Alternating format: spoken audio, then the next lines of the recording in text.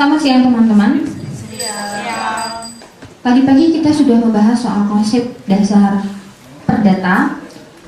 Mas Bambang akan mengajak kita berdiskusi dan akan menjelaskan soal strategi advokasi hukum perdata.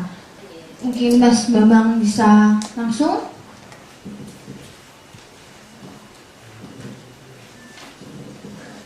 Pernah dapat ya?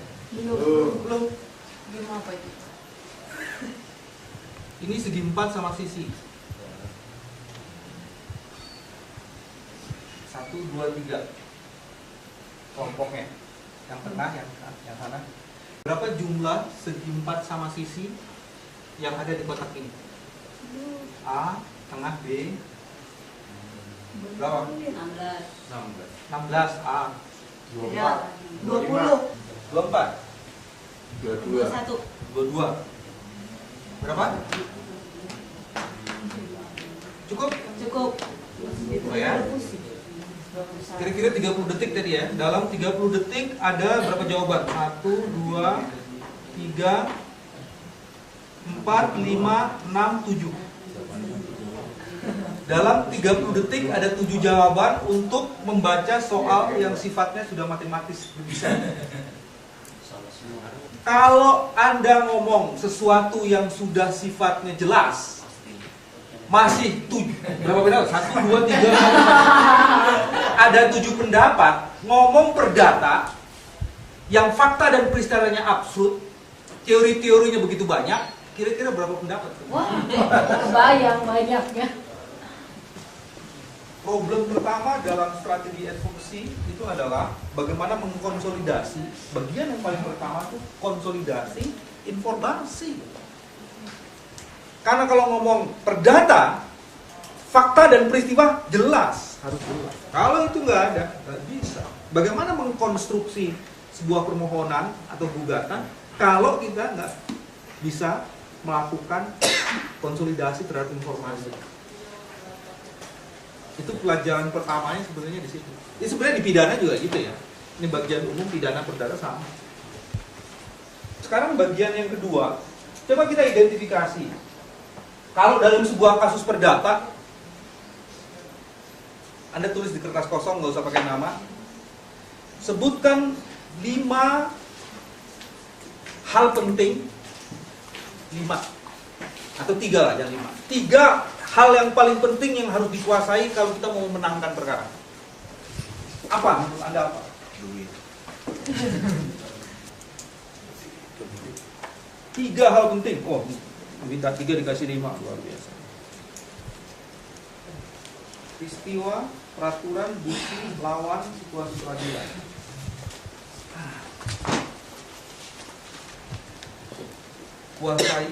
Kuasai benar, fakta, bukti, gugatan berbobot, uang, fakta. Wah, uang ini. Maksudnya apa ini? Fakta hukum, konstruksi hukum, bukti. Hampir semuanya bicara bukti. Jadi kita tetapkan bukti dan pembuktian itu memang salah satu yang paling penting. Bukti sama pembuktian. Surat kuasa, gugatan yang baik, fakta, bukti tertulis yang dibuat oleh lembaga yang berwenang. Jadi kalau dari sini semua sebenarnya ada 2 yang hampir sama semua, soal fakta dan soal bukti. Kalau melihat semua ini. Di dalam hukum atau di dalam membuat gugatan perdata, memang itu soal fakta dan peristiwa menjadi sesuatu yang penting. Fakta, peristiwa, sama bukti. Tapi Anda banyak yang lolos di sini sebenarnya isu mengenai dalam hampir kebanyakan kasus, kalau ini dikaitkan dengan pelanggaran HAM, itu sebenarnya kemampuan kita untuk mengkonstruksi adanya perbuatan melawan hukum. Itu yang lolos di sini.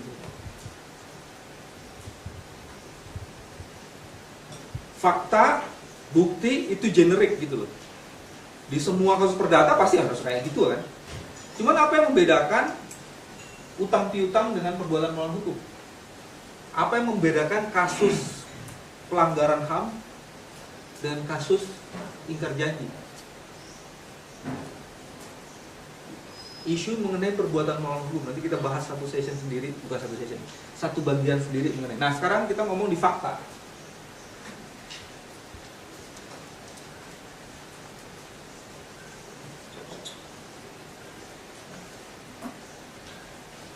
Yang mau dikemukakan itu sebenarnya fakta atau peristiwa? Peristiwa. Apa bedanya fakta dan peristiwa?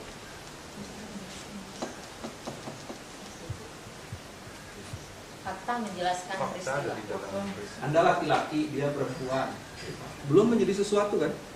Ketika Anda laki-laki dan perempuan melakukan sesuatu hal, bekerja bersama, bertemu bersama, ada peristiwa itu. Kalau cuma fakta doang, nggak bunyi dia. Kadang-kadang lupa tuh, tanggal 15 Rabiul Awal ada A bertemu B. Fakta atau peristiwa? Peristiwa. Hanya bertemu. Fakta. Ada pertemuan. Peristiwa. Pertemuan. Fakta bagian dari peristiwa. Dalam satu titik tertentu dia bisa disebut fakta, titik lainnya bisa disebut peristiwa. Kalau pertemuan itu kemudian membuat sesuatu menjadi penting untuk dikemukakan, disitulah tempatnya peristiwa. Kalau cuma ketemu doang, nggak ada konteksnya ketemu, ya udah, nggak ada kaitannya dengan case.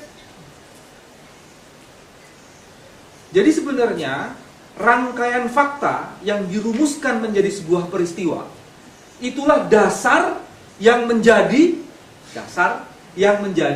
formulasi yang akan diformulasikan di dalam gugatan. Di situ. Itu kunci pertamanya itu. Sehingga kemudian kalau kita ketemu klien gitu kan, yang dikemukakan itu apa sih? Identifikasi awal kan fakta-fakta dari itu, kemudian dari fakta ini ada peristiwa ini, fakta ini. Semua itu dirumuskan. Baru kemudian kita lihat dikonstruksi ini apa problem hukumnya gitu loh.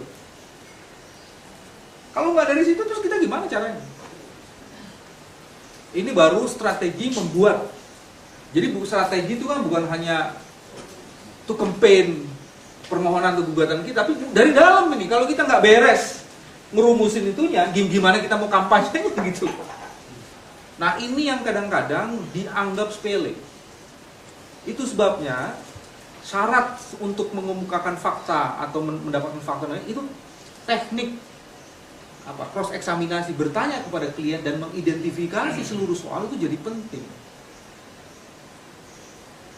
Nah, hal penting yang pertama sebenarnya sebelum fakta ini adalah bagaimana mengidentifikasi kalau kita bertanya sehingga kemudian kita punya informasi yang cukup kaya mengenai itu.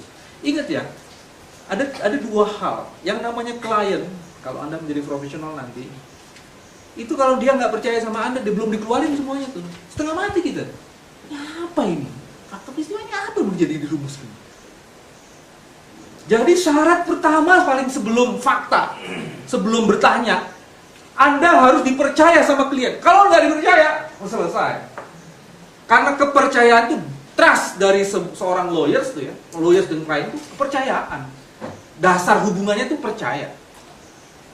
Bukan kepeng, percaya. Kalau udah percaya, dia lihat kemampuan kita bagus, oh kepeng jalan gitu. Kok jadi urusan kepeng maksudnya? Tapi itu soal pertamanya sebenarnya trust. Anda harus bisa membangun trust. Tulis lagi di sini ya. Sebutkan 2 atau 3 langkah bagaimana cara membangun trust menurut Anda. Performance bisa dipercaya dan pegang rahasia. Hubungan emosional yang mantap. Empati dan simpati terhadap yang dialaminya. Pendekatan terhadap klien. Oke. Kemampuan penampilan komunikasi. Berkomunikasi yang baik, tempat konsultasi yang nyaman bagi klien. Wah, tempat konsultasi yang nyaman ya. Di bawah pohon sawo. Kalau sawo kecil kan enak sambil makan sawo gitu kan. Jujur dan meyakinkan. Ini persis sama kayak apa? Kalau sekarang kan di caleg-caleg ini kan dari gitu. Pilih Pilihlah saya, dia jujur gitu kan. Jujur, meyakinkan. Mantap nih. Mengenal komunikasi terbuka, empati, menjaga kerahasiaan. Oke, dari sini sebenarnya nanti bisa dibikin ya. Itu sebenarnya kalau yang lihat semua dari sini ya memang harus ditulis ya. Membangun trust itu sebenarnya sebagiannya itu dari gestur ya. Dari bukan hanya bicara tapi gaya bicara. Cara Anda memperlakukan dia. Itu membangun trust loh. Kalau dia rasa bahwa oh ini orang matenya nggak bisa dia kontrol, jelalatan kemana, wow, main gitu. Yang pertama dilakukan memang kita harus ada dalam posisi dia. Dalam posisi dia untuk meyakinkan bahwa dia memang perlu kita dampingi dan dia ada masalah. Jadi letakkan posisi Anda dalam posisi dia. Terus udah gitu kontrol gestur. Gestur itu bukan hanya bicara. Saya sedih. Terus mukanya senyum-senyum atau mata dilalatan. Bukan sedih itu. Lo lagi menyedih apa nih sebenarnya? Kalau Anda sudah dapat trust, itu mengalir informasinya itu udah lebih enak gitu. Nah, saya mau jeda di sini ada ini nggak refleksi, ada pengayaan dari teman-teman? Saya pernah mau mengajukan gugatan ini masalah-masalah di keluarga. Tetapi memang pertama saya lihat pengacaranya, lawyernya langsung pongah, langsung saya aja mundur. Aduh ini kayaknya memang udah baru pertama ketemu langsung bocor, langsung tidak ada kepercayaan. Itu oh iya sama dengan apa kasus kemarin juga saya tanganin seperti itu katanya kan. Oh kalau ini udah jual kecap ini aku pikirkan. Jadi kurang kepercayaan di situ. Jadi performance itu yang saya maksud bukan penampilan dia apakah kancingnya apakah punya dasi tidak. Tetapi memang kita yakin betul dari aura pengacara itu sendiri atau lawyer itu sendiri dia bisa meyakinkan kita bahwa ya saya ini ingin membantu walaupun kalau untuk menang atau tidak itu kan kode etiknya kita sebagai pengacara kan tidak bisa mengatakan bahwa itu akan kita menangkan. Memang harus kita membangun kaitannya dengan trust building, kepercayaan. Akan tetapi kita jangan terlalu percaya. Ini yang tadi seperti yang diungkapkan Bang Faisal tadi. Kalau kita terlalu percaya, ya akhirnya kita yang ditipu dan kita ada jadi jomosnya klien gitu. Jadi itu yang saya kira yang perlu jadi pegangan bagi kita agar apa? Ada budaya investigatif untuk menangani kasus itu. Saya mau sampaikan begini, klien itu yang selalu menyatakan kebenarannya dan apapun ceritanya harus menang. Ini bagi saya ini persoalan. Sebenarnya itu di tingkat lanjut bisa kita jelaskan. Tadi kalau klien pertama itu datangnya ini begitu. Lalu yang berikut ini kan klien ini banyak noko ini. Betul juga yang bilang Faisal ini. Klien itu mulai dari lihat kita gitu bang. Dari ujung rambut saya sampai ujung sepatu saya itu dari kali berapa semua ini gitu. Itu gawat itu klien kan. Ini lihat pangkasnya, lihat bajunya, lihat dasinya. Sebenarnya tadi makanya tadi saya buat di situ. Saya satu yang buat itu bahwa penampilan, wibawa dan segala macam itu saya salah satu yang menuliskan itu.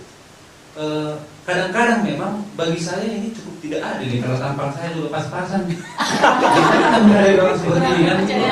Agak kurang percaya diri juga kita kadang-kadang.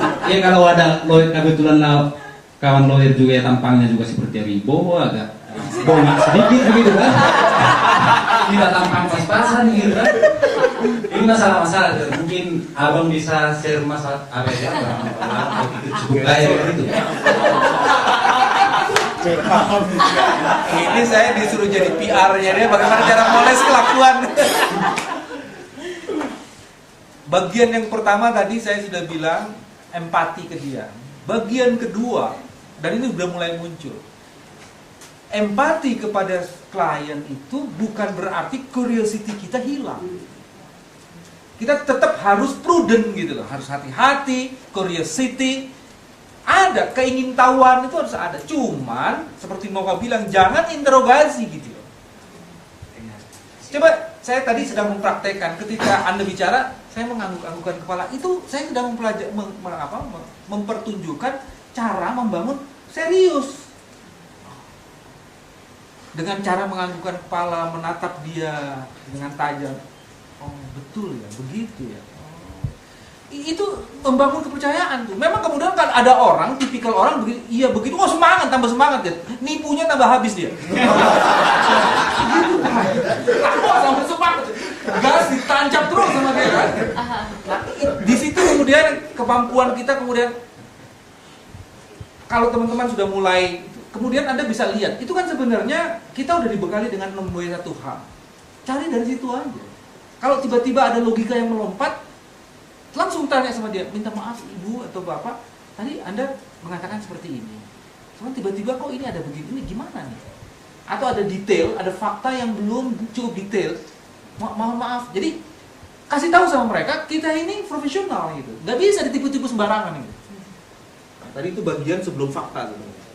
Fakta sama peristiwa. Tadi udah rumusnya 6W1H. Jadi Anda di situ mesti bedain fakta dan peristiwa. Di sini prafakta ya.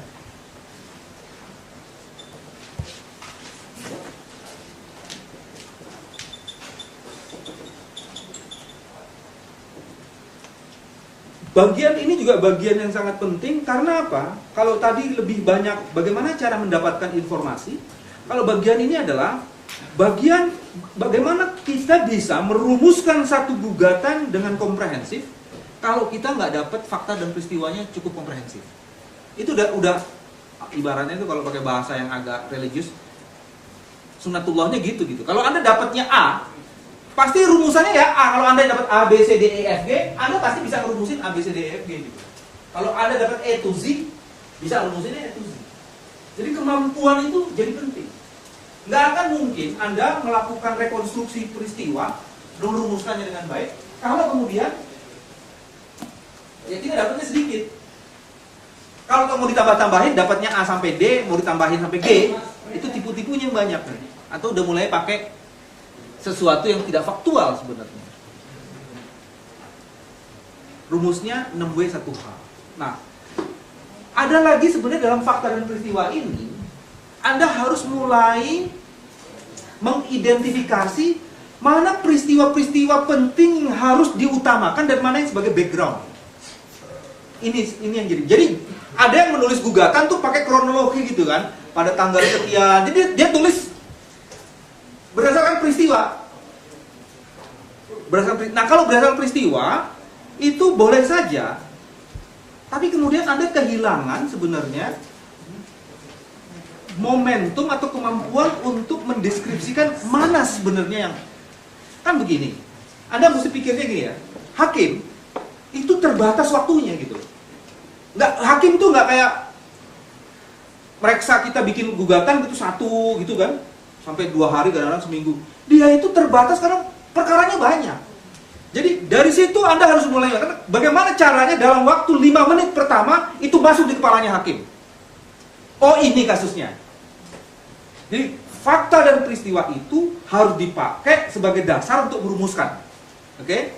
Nah, merumuskannya itu usul saya. Kalau Anda mau bikin reporting gugatan boleh juga kalau itu pilihannya. Tapi usul saya kemudian hal-hal yang utama yang bisa menjelaskan peristiwa apa yang di situ memuat sengketa, memuat perbuatan melawan hukum, itu yang harus dikemukakan. Kalau tuh mau pakai prolog awal, singkat aja gitu. Alinea pertama itu, alinea kedua udah masuk cep. Supaya kemudian orang tiba-tiba jangan terkaget-kaget masuk juga, kan harus ada prolognya kan. Fine. Tapi kemudian 5 menit pertama, jadi ketika ngerumusin gugatan harus gitu. Kalau enggak, gugatan Anda panjang, dilihatnya keren, klien puas gitu kan, panjang gila ini, tebal. Tapi kemudian begitu dilihat, emang dibaca sama hakim? Nggak dibaca. Paling dibacanya nanti nih kalau udah mau putusan gitu ya, baru dibaca. Proses pembuktian yang jujur penting untuk mengkonfirmasi argumen kita lewat karena hakimnya nggak paham. Padahal di situ proses yang paling penting untuk convincing hakim.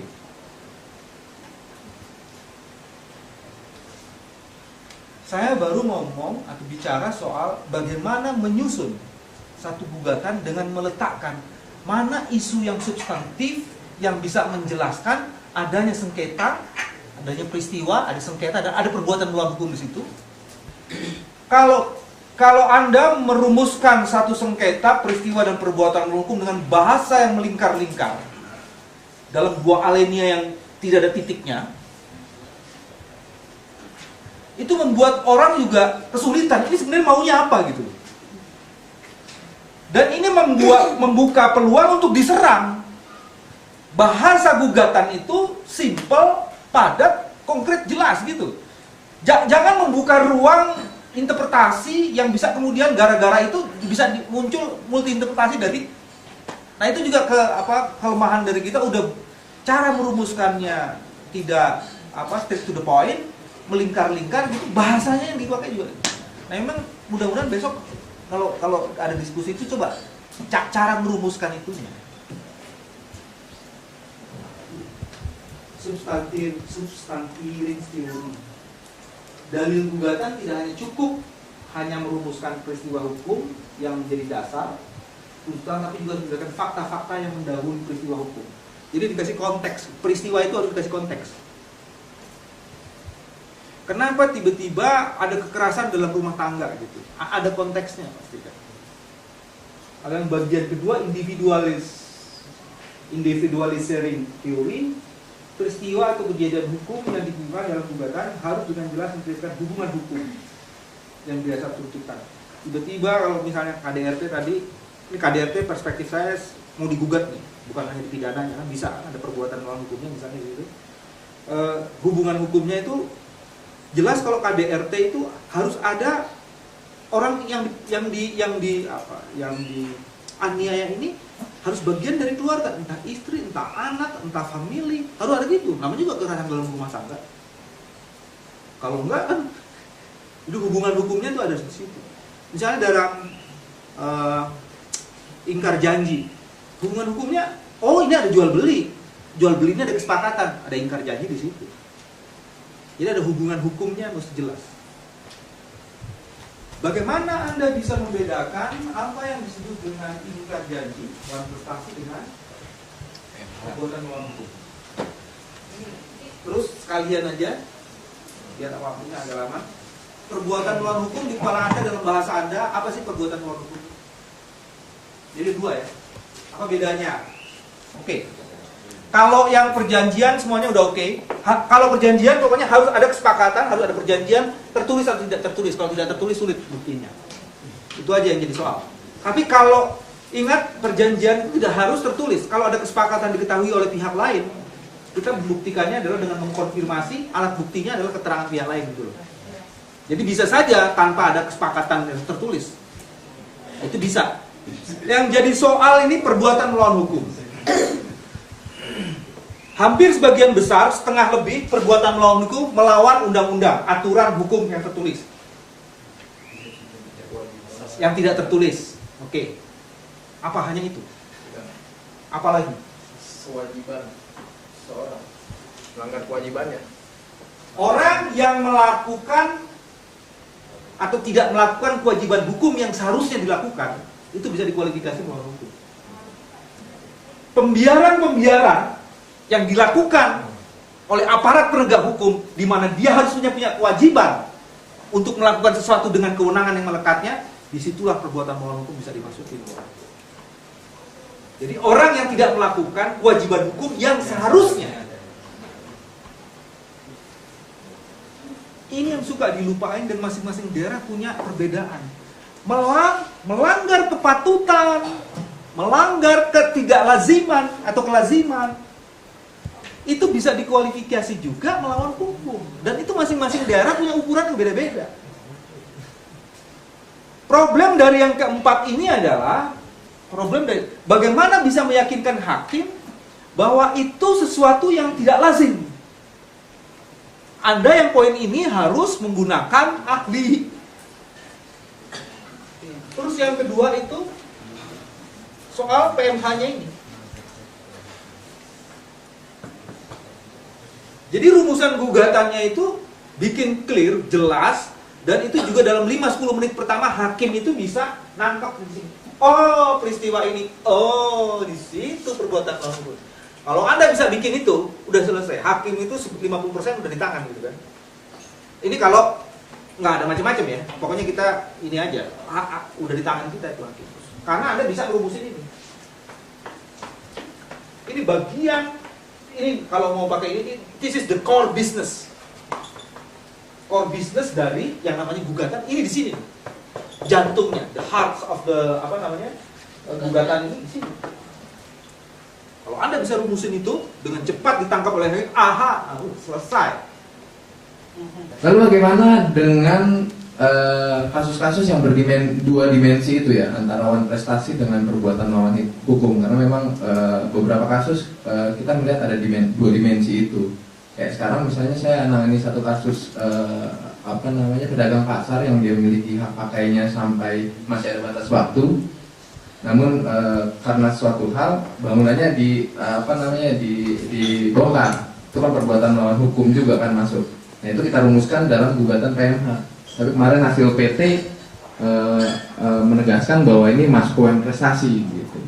Jadi bagaimana? Apakah memang harus dipisahkan, diputus secara tegas, atau memang kalau baca Yahya Rahab gitu sebenarnya bisa juga dalam dua dimensi itu bisa dimasukkan, tapi tergantung kembali pada argumentasi yang ada. Gimana tuh?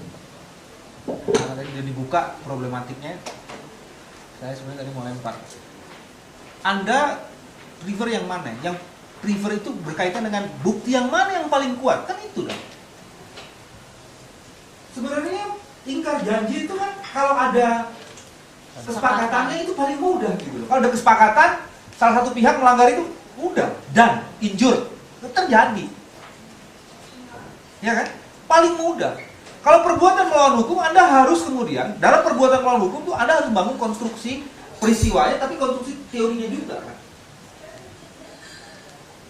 Dan dalam perbuatan melawan hukum ini yang mau naik lagi satu lagi isunya. Kalau dalam ingkar janji setiap pelanggaran biasanya sudah dirumuskan, maka dia akan mendapatkan sanksi apa? Kalau perjanjian itu baik, betul, benar, lengkap. Tapi kalau perbuatan melawan hukum, Anda harus merumuskan akibat tindakan melawan hukum itu, kerugian yang muncul itu berapa besar, dan kerugian itu ada kaitannya. Jadi dua. Satu, merumuskan ada hubungan hukum antara tindakan melawan hukum itu dengan kerugian. Kedua, berapa jumlah kerugiannya. Itu harus dirumusin dua-duanya. Itu yang membedakan dengan ingkar janji. Jadi PMH, ini kaitannya nanti ke kerugian ya. Kerugian itu harus dilihat dari hubungan hukumnya. Tindakan itu menyebabkan terjadinya kerugian dan nilai kerugian. Dan ini sebagian besar kelemahan permohonan gugatan yang dibuat oleh teman-teman. Sebagian besar di sini.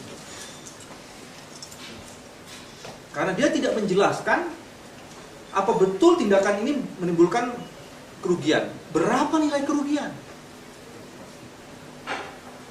Jadi gitu ya. PMH-nya tadi dua, ada kerugiannya dirumuskan di sini. Bagian lain yang juga sangat penting, pembuktian. Ini bagian yang paling tricky. Azas umum pembuktian itu apa sih? Kalau kemudian orang lain mengatakan, oh, barang ini milik saya. Ya kan, barang ini milik saya. Dicuri oleh Anda atau tidak dikembalikan. Terus kemudian Anda bilang, tidak, barang ini milik saya. Jadi kalau begitu gimana caranya? Yang membuktikan. Jadi dua-duanya harus membuktikan. Dalam proses pembuktian seperti ini bagian yang paling penting dalam salah satu bagian yang paling penting. Karena kalau hakimnya tidak fair, maka beban pembuktian itu digeser saja. Maka kemudian pihak yang satu itu bisa mengalami kesulitan. Fairness di dalam meletakkan beban pembuktian pada salah satu pihak itu jadi penting di dalam proses.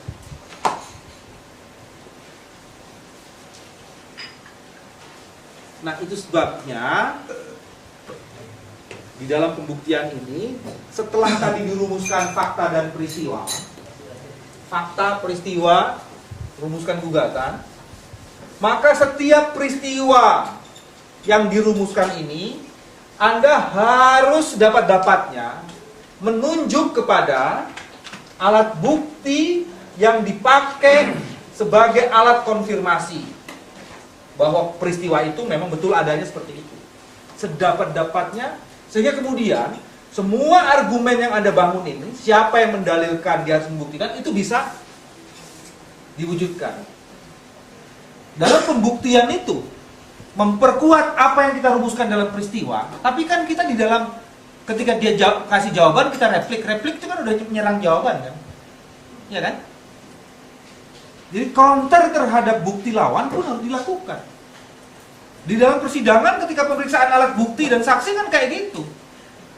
Kalau nggak begitu, nanti begitu saksi atau bukti dari tergugat diajukan, Anda tenang-tenang aja. Bukti yang penting, bukti gue udah beres nih. Enggak. Nah, itu pembuktian itu jadi penting, bukan hanya memperkuat bukti kita melalui konfirmasi alat bukti dan keterangan saksi, tapi juga sebenarnya menyerang bukti lawan. Nah, di kesimpulan itu ditutup dengan itu. Kadang-kadang kesimpulan itu kita hanya mengulang lagi itu, padahal proses pembuktian itulah yang harusnya dirumuskan. Jadi berdasarkan argumen itu, alat buktinya nggak ada, argumen kita buktinya kuat, itu kesimpulannya di situ. Jadi penutup itu, kesimpulan biasanya jarang dipakai, jarang dibaca juga sama hakim. Tapi prosesnya sebenarnya dua, ketika hakim membaca pertama kali, dan yang kedua ketika proses pembuktian.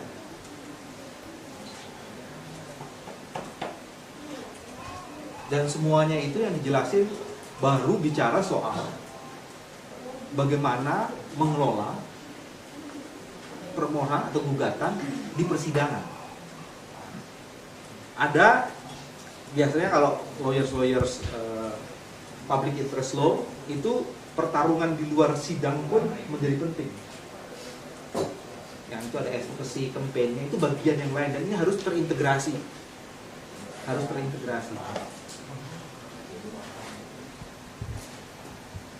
Jadi itu yang saya bilang, selain mengelola gugatannya, permohonannya, tapi juga upaya-upaya kalau public interest law itu kemampuan kita untuk membangun public opini di luar itu menjadi penting.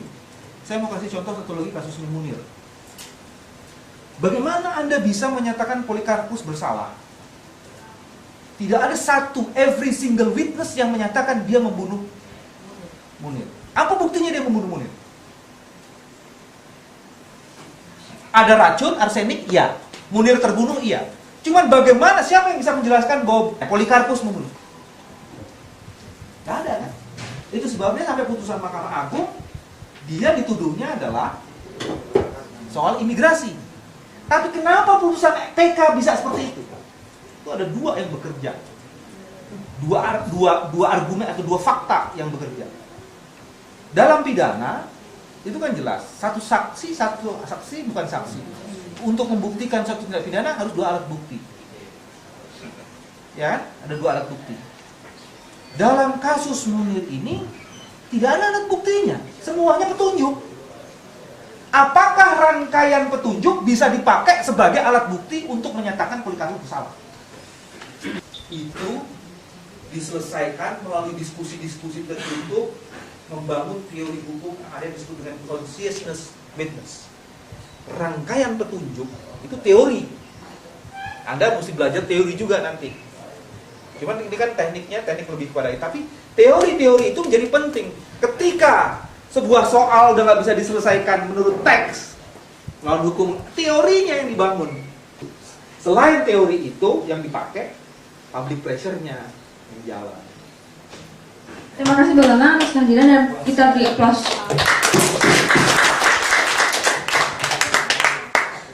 Mundur lagi dong, lagi dong. 3, 2, 1. Yang bukti. Yang